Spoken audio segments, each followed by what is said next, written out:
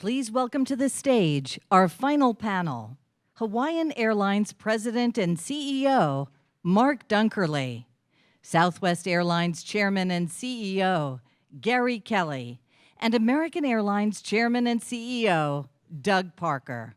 Phil LeBeau of CNBC will moderate this discussion. All right, last session of the day. They saved the best for last, guys. So, much like our other sessions, there are cards at your table. If you have a question for anyone specifically or for all of them, fill them out. They'll run them up here and we'll sprinkle that into the conversation. Earlier today we had some really good questions when I was up here with some of the investment community and the analysts. So let's begin first off, and Mark, you'll indulge us before we talk about the state of the business.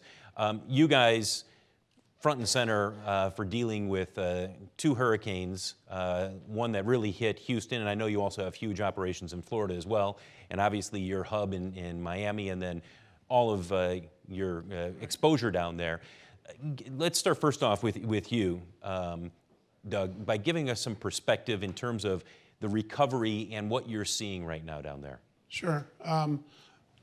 I'm going to start again. I know you guys heard this over. I won't say the same spiel again, but I do want to note how proud we are of the team and what they've accomplished. And again, I can speak more intelligently about American than others, but this is an industry initiative. We just do this so well, and it's where we shine the most.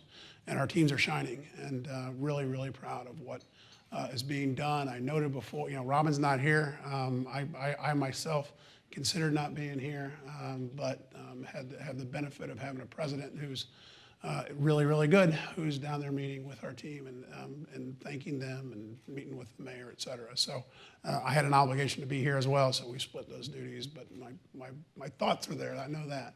So, but anyway, as to when we'll be up and running, again, it's a really resilient group, and we're gonna be by this weekend back to full operation. We have over 400 flights a day in Miami, and we're bringing them back slowly to make sure we do it right. We also there's a bit of a constraint as to hotel rooms, still ensuring that there's power. It's coming back quickly. And that's for your crews. That's for exactly. I mean, you can't have a crew come down there and stay in a motor coach in the back of some empty property. Precisely. So we're flying mostly from hubs to Miami and then out and backs basically. So, but we'll do that for the next couple of days. But we'll be back to full schedule by either Saturday or Sunday.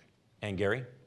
Well, I would echo what Doug said. I'm very proud of our people. It's a huge undertaking to shut the airline down, make sure everyone is safe.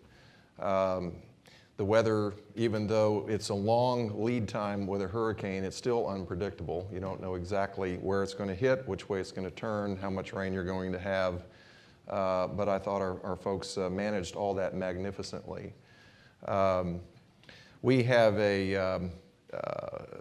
several charitable pillars, if you will, and one of those is disaster recovery and disaster response. So we have a long-term relationship with the Red Cross.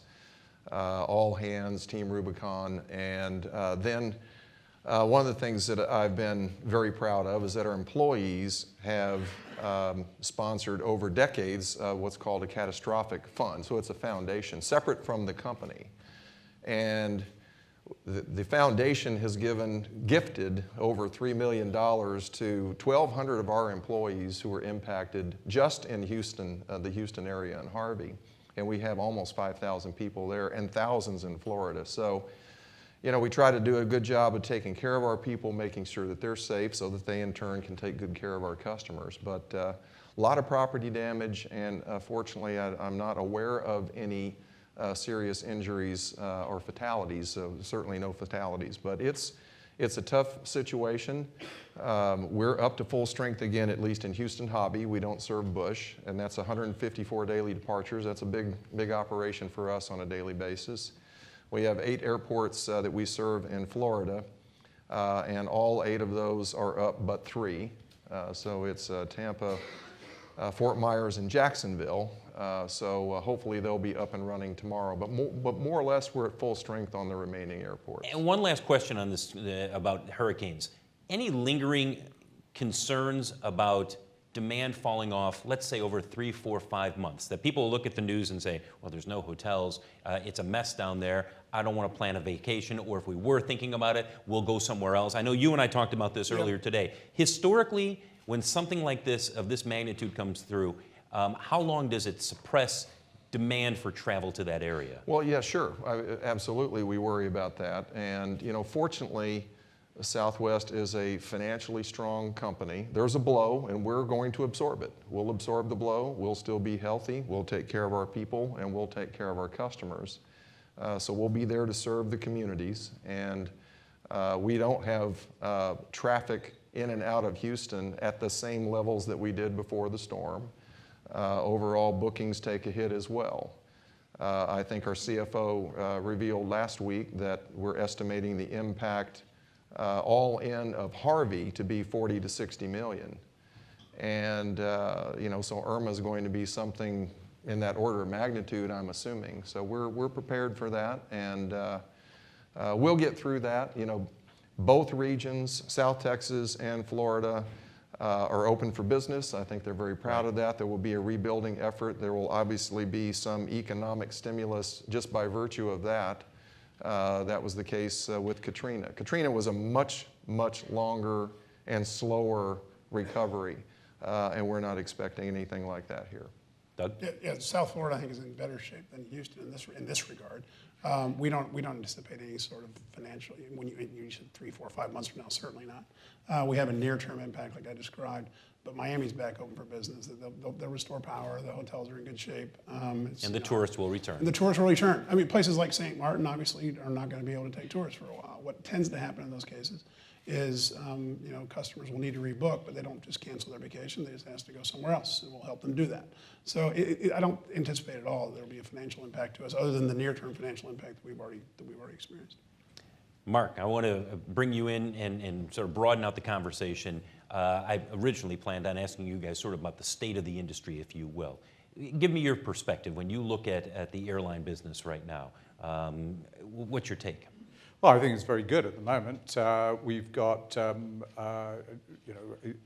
strong demand pretty much in all markets. And I mean, what's interesting is we often get trapped in a narrative of what's happening between now and Christmas, or this quarter or that quarter, early next year. I think when you ask a question like that, you've got to take a step back and look at the larger ebb and flows of demand and the inputs that are just so terribly important to us. And if you look at macro levels of demand for air travel, they continue to be extraordinarily robust, as they have been building ever since the global financial crisis. We don't see any end in sight, at least in the markets that are important to us. And at the same time, we have oil prices, which, notwithstanding the blips of the last few days, nonetheless are generally stable and generally moderate. And as somebody who's been in this industry for decades, it doesn't get a whole lot better than that. And so I think the outlook for the industry is really very strong. Gary, when you're looking at oil prices, and I'm not going to ask you to forecast where you think it's going to go, but it's now up at around 55. Who knows how long it stays there? One of the analysts who was on our panel earlier today, she said, look, I think this is going to ultimately help the airlines raise fares. Not that you're looking to jack them up so that people can't fly, but it is good for the industry if you can have a little bit of pricing power there. What's your take? Well, I don't know that raising fares per se in an absolute sort of abstract sense is the goal. Certainly for Southwest, we're a low-fare carrier. Right. I'd be happy with low fares forever.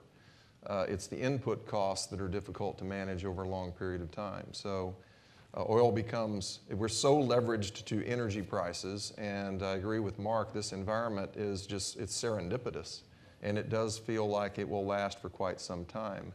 I think it would be a mistake, and we talked about this last year, it would be a mistake for us to radically change our behavior as if these oil prices will stay in the $50 range forever. You've all been in this long enough to know that.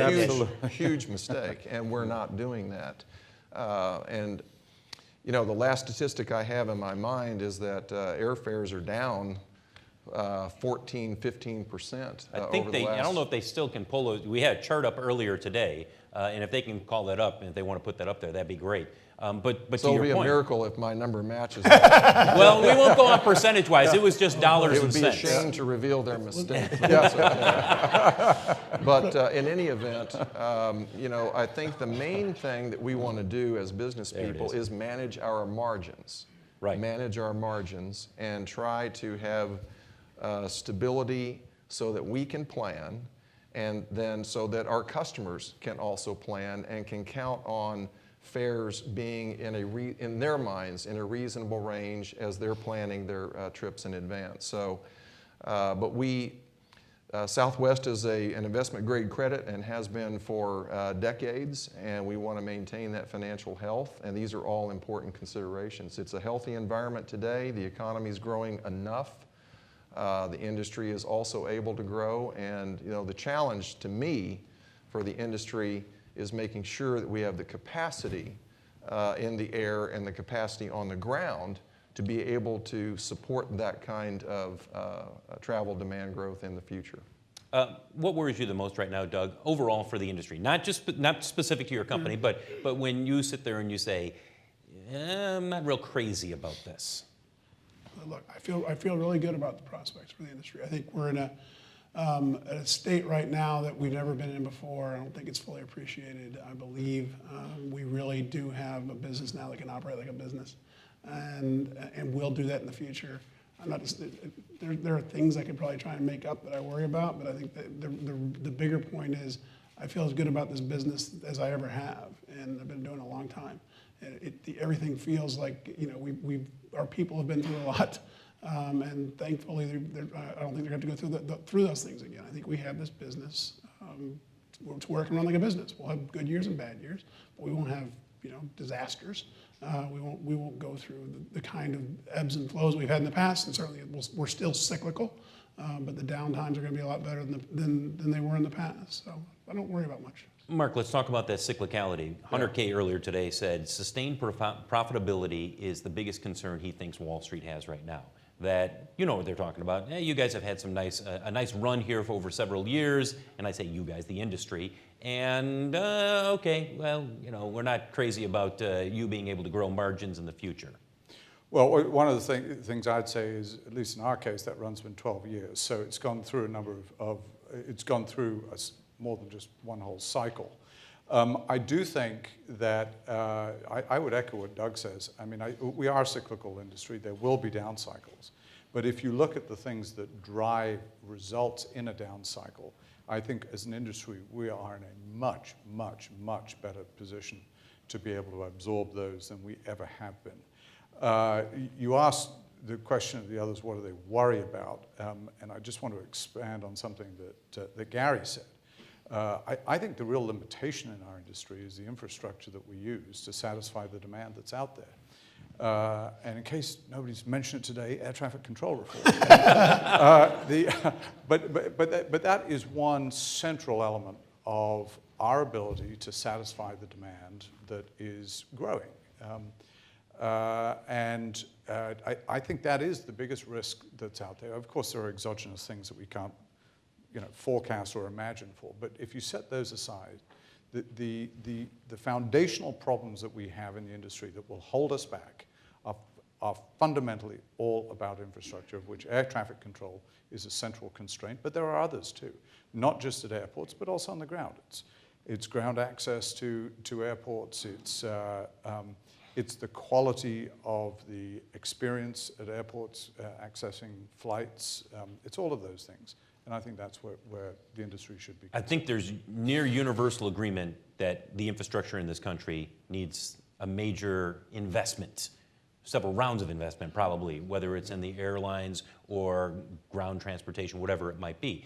You've been to the White House. You've had a chance to talk with some of the leaders in the Trump administration.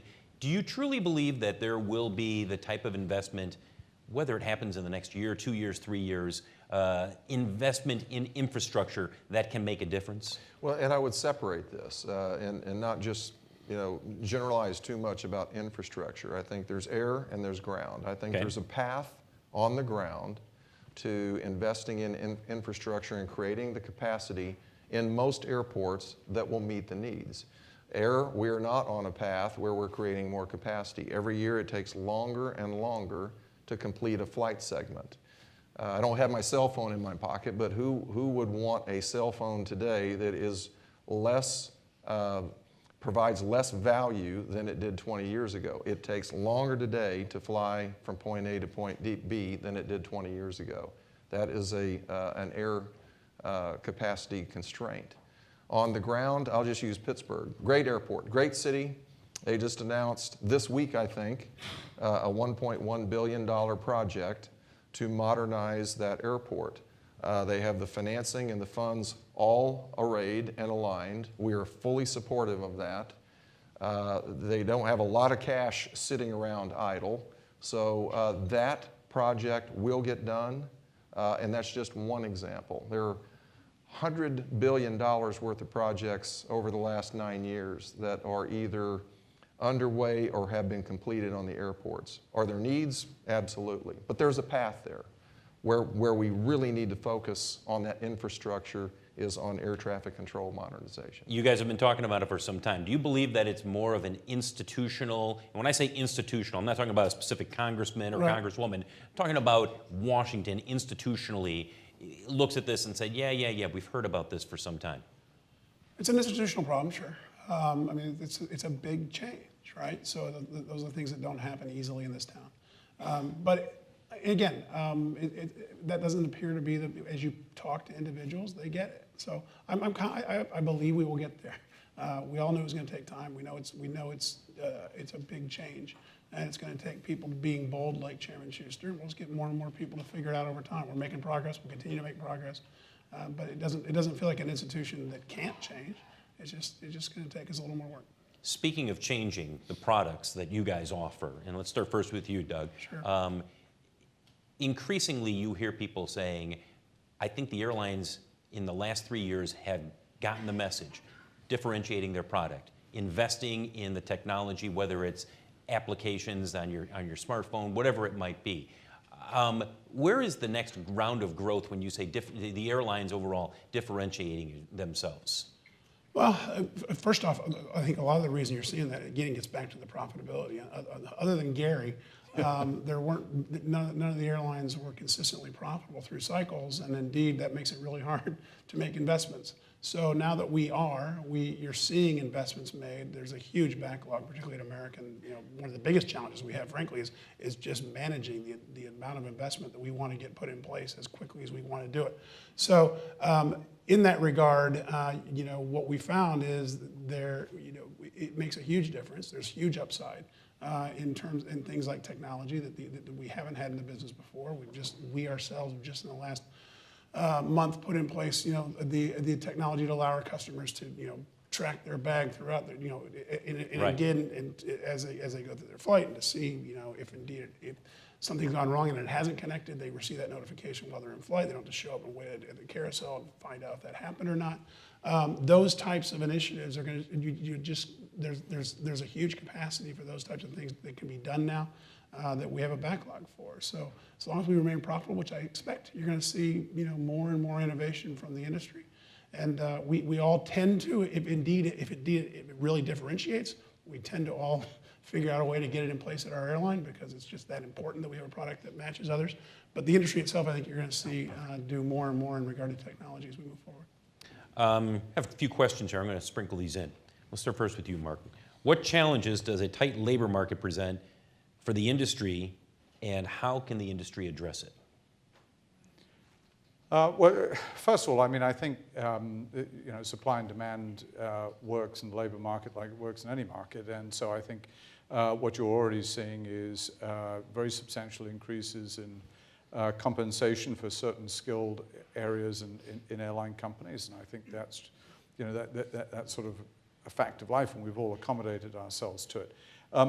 Beyond that, I actually think that the supply of skilled people for this industry will remain actually pretty robust. We have great, the jobs we provide are great jobs. They have wonderful benefits. It's in an industry that moves people. You know, both Gary and Doug talked about disaster relief. There is nothing that so galvanizes the employees of an airline than the important social things they feel they can contribute when they're called upon to do so. And all of that sort of naturally draws people into the industry. So, I think we've seen, and perhaps we'll continue to see going forward, improvements in the standards of living for people who work at the airlines, but I don't see it as a kind of sharp crisis and acute pain point. I think it's just the normal operation of supply and demand. Does the pilot shortage, what we're seeing out there, does that worry you? Yeah, not really. I mean, I think it'll be resolved. I think we've got to have a hand in resolving it. I think we've got to encourage people at the bottom end of the pipeline to become pilots and to get training. I think the big issue we've got there is that, you know, pilot pay at the major airlines, including Hawaiian, is very, very attractive. I mean, we're in the, you know, a mid-career pilot, in our case, flying a wide body, which is you'll be well into your wide body career at Hawaiian by the time you get to mid-career.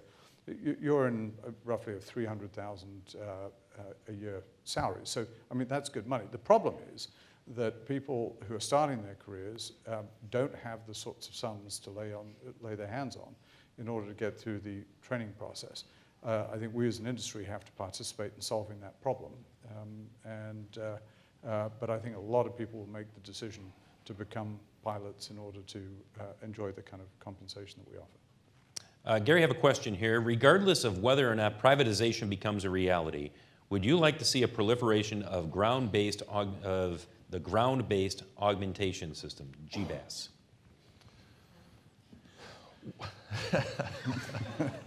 I sent that one in. Wait until you get my question.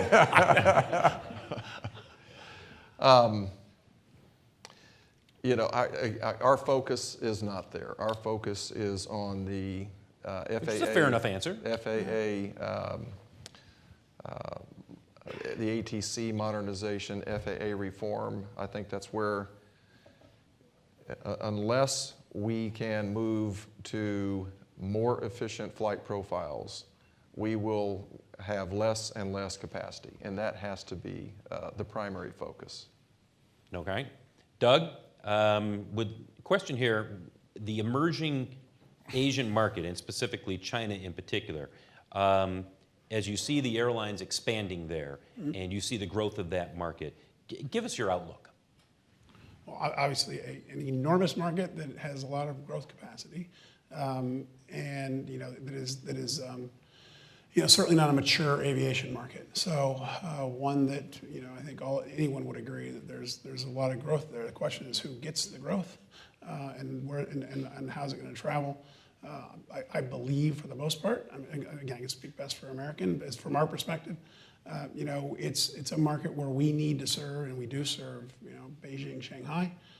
Don't yet see enough demand to serve markets other than that, nonstop for the United States. So what that means is you need to have partners that can help you connect traffic into Beijing and Shanghai. We have that now with a relationship we have with China Southern. I think that's most of what you're going to see for the United States. It's going to be an important trade issue as we move forward. You know, if the Chinese, as we work out aviation treaties with China, we need to be careful. There's just the problem with Beijing and Shanghai is getting slots to fly in and out of there. So our traditional kind of open skies arrangements, right, where we don't have the ability to serve those markets the way the Chinese carriers could end up being an imbalance. So that's the kind of thing we worry about as we talk about it. But you know, so look, it's an enormous market, and it's going to be even bigger, of course, over time. We just need to make sure that the U.S. Is smart about how we allow that capacity to start flowing in and out of the United States. I've got one, Gary. This is a little easier, perhaps, not as targeted as a specific one question. Given the intense price competition between the airlines and the continued devaluations in frequent flyer programs, do you anticipate that these loyalty programs will eventually become obsolete in the industry? Well, they might become obsolete for some of our competitors, but not not at Southwest. You know, we have more free award seats offered on Southwest than any other airline. So we're among the most profitable airlines for a long period of time. So I think there's a way to do it. Southwest, as many of you know, our history, we were a short-haul carrier, and the world changed since 2000, and we've had to make a pivot and to prepare ourselves for a little bit different business model. And one of the keys was changing our frequent flyer program. I love the way our folks designed it. I think it's been extraordinarily successful. The membership has grown. We win Freddie Awards every single year. We have a significant credit card penetration with our Chase partnership, and it works very well. So especially for our very frequent flyers, it is, I think, valuable, and I think it becomes a very clear competitive advantage. Are there differences between the programs? Absolutely.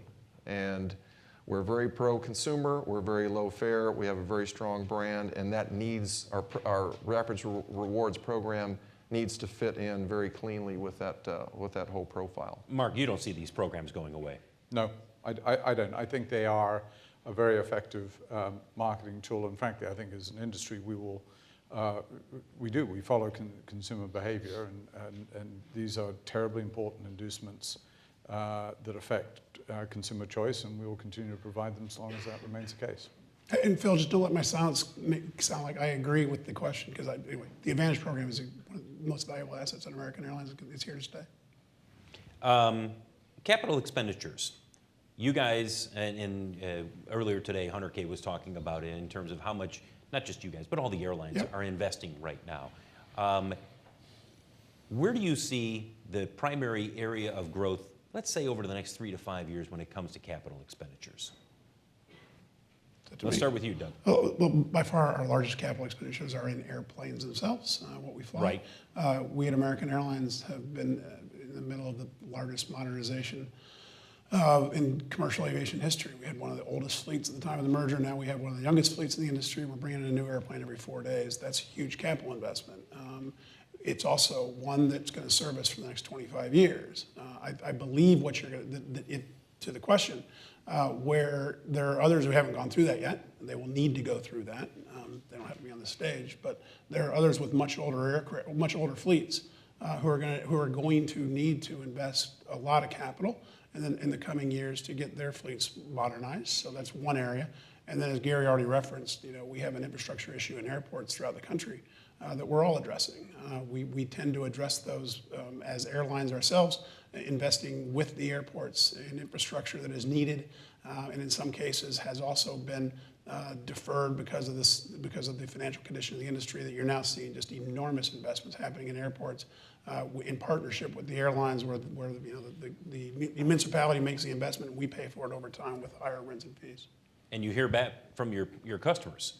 Routinely, whenever I'm at an airport where you guys have made the investment, I hear back from people, it's better flying in here than it used to be. Oh yeah, and you're just going to see more and more of that. I mean, it's happening everywhere, certainly in the airports that need it.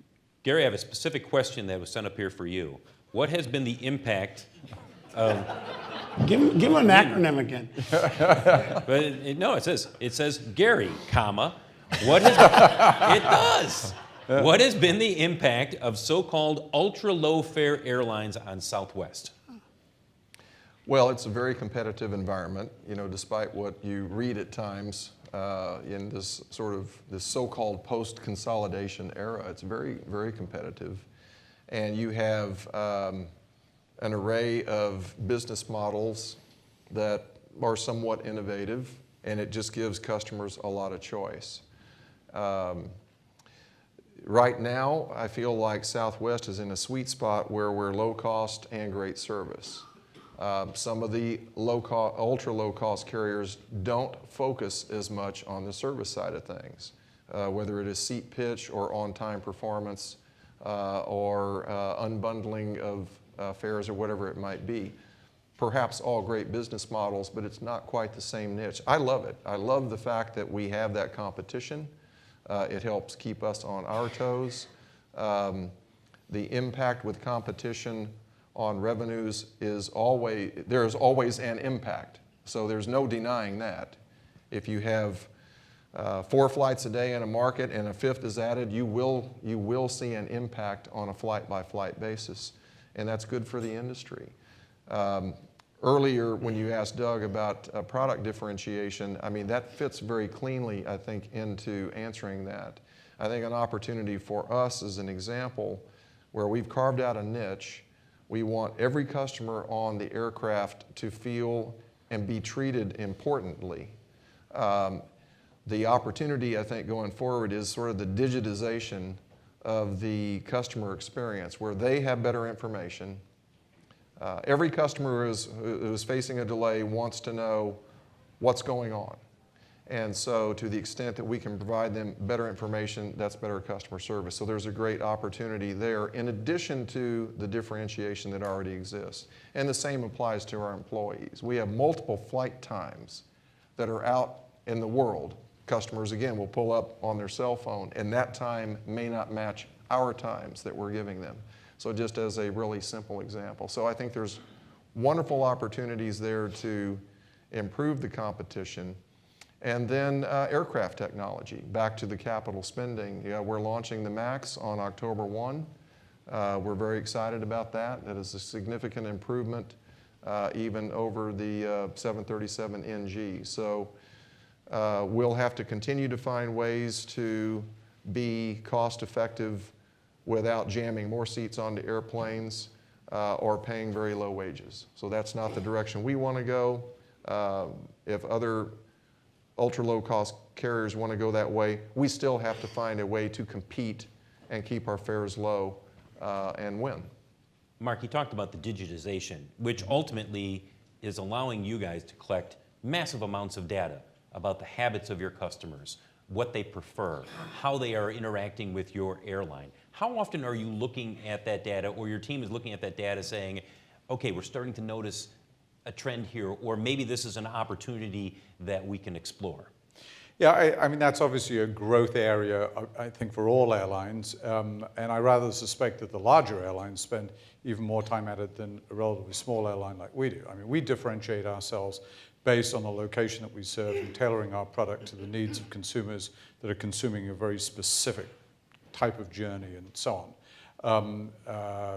People like Doug, world's largest airline, I think the value of data in an environment like that is perhaps even greater than it would be for us. But that doesn't mean we don't spend time on it. We spend a lot of time focusing on the data that we're consuming. One of the challenges for us is, and for all airlines, is that we were, as an industry, we were some of the very first among the very first industries to automate. Our legacy systems are pretty clunky compared to companies and industries that start de novo today. And so that transformation, which is taking place largely behind the scenes, is one of the really interesting aspects about airline management. And underappreciated, for the most part, by people. The flying public doesn't see that, but investors need to understand what you guys are doing here. Yeah, I think that's right, but it's a heavy lift. I mean, there's a lot of hard work taking place, and I would describe ourselves, speaking for Hawaiian, I mean, I think we are at a sort of dawn of a new data age as opposed to in data maturity, data understand. Maturity. Doug, have a question here. I'm assuming that this is true. I've been in a bit of a news hole here. Today, LA was formally awarded the 2028 Olympics. News to me as well. Yeah, so the question is, where do you see your airline, I'll let you guys all talk about this, relative to LAX in 10 years? Is there growth potential in LA? I'll start. We are hugely committed to Los Angeles and to LAX at American. We would love to grow more quickly than we're able to right now. LA is one of these really interesting airports, at least in my perspective, where the airspace isn't an issue. Runway capacity is not the issue, it's terminal space. You just can't expand because you cannot do anything with the terminal space. That's rare. Usually it's terminals aren't the issue, it's something else. But it's a real issue, and it's landlocked, and so we're all fighting for space at LAX. And we at American, like I say, would like to grow more. We're growing as fast as we can given the existing facilities. We've worked out a plan with the airport authority to get us 5 more gates there over the coming years, which we're excited about. So we're the largest carrier there now, just by a little bit. It's a pretty fragmented market, but we expect to continue to be the largest airplane in and out of LA. It's a hugely important market to us as we move forward. Gary, what's your perspective? It's a really similar report. We have a very significant operation in LAX. At times we have been the #1 carrier out of LAX, even though we don't serve all the destinations that are available there. So it's very important to us. We are the largest airline in the 5-county area, but certainly the big dog here is the largest right now. Yeah. But it is an interesting, I agree with all of Doug's analysis, it is terminal constrained. The demand is there. Your labor question earlier is an interesting one. So now LA will commit to resources to construct whatever they're going to construct for the 2028 Olympics. And I don't know how public the scope of all the LAX projects are, but there are many billions of dollars. So we do have a concern as to how this construction will be paced out, prioritized, completed, because without that, we won't be able to grow. Now, that is more of an exception on the ground, because I think overall, the constraints are more in the air. But clearly, in that situation, it is a constraint. The nice thing, though, is that LAX is committed to this, and it is a complex task, and we're working together. So I'm very excited about that. Is there a limit? I mean, do you look at this and you say, look, I mean, you can only get so much into a finite space? Well, I think in terms of real estate, absolutely. I think that there is but we're not at that finite state yet. In other words, there's a path. There's a path here in 2017 forward to some date after spending billions of dollars, there will be additional capacity created. And that's why, again, our folks have a saying that if you've met one airport, you've seen one airport, you've seen one airport. So each location is unique.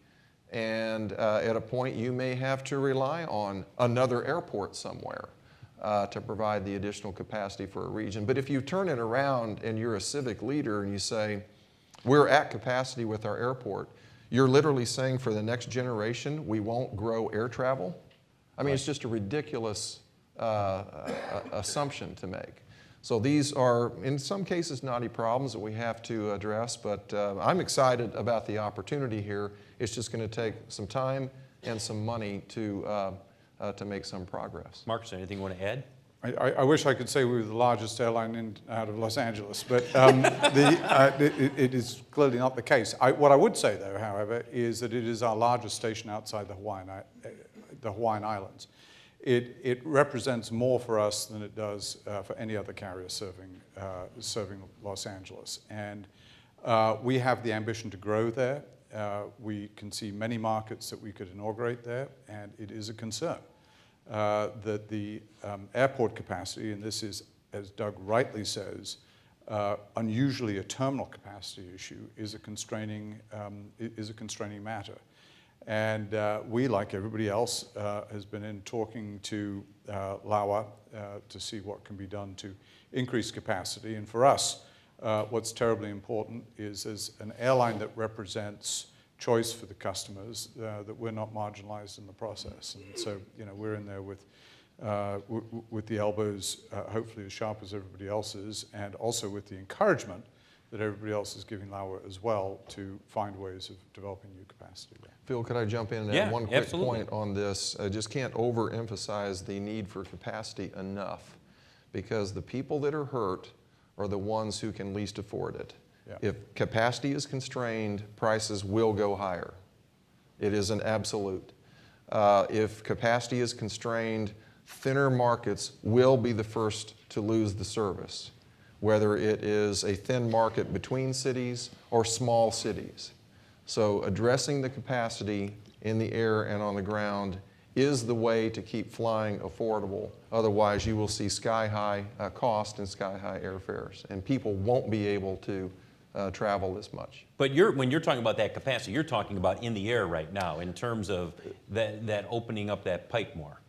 If you've seen one airport, you've seen one airport. So it could be on the ground as well. Okay. I think it's easier to visualize it on the ground in an airport, whether it's here at Washington Reagan or it's LaGuardia, which are very visible signs of capacity constraint.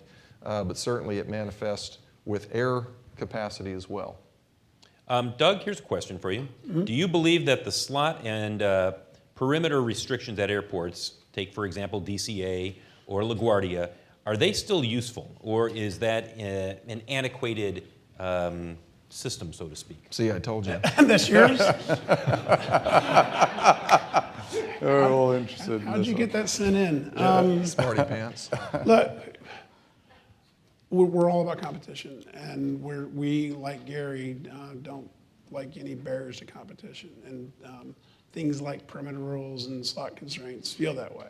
Having said that, there are reasons they exist, and you know, and there are causes and effects, and sometimes unintended consequences of eliminating them. So, easiest one to talk about is the perimeter rule in and out of DC. Look, we're the largest carrier in Reagan National, and we, you know, we're constrained in where we can fly in and out of there. And you know, if we were just entirely parochial, I guess we'd be arguing to eliminate the perimeter rule, but we don't at all, because we know how important that is to the community.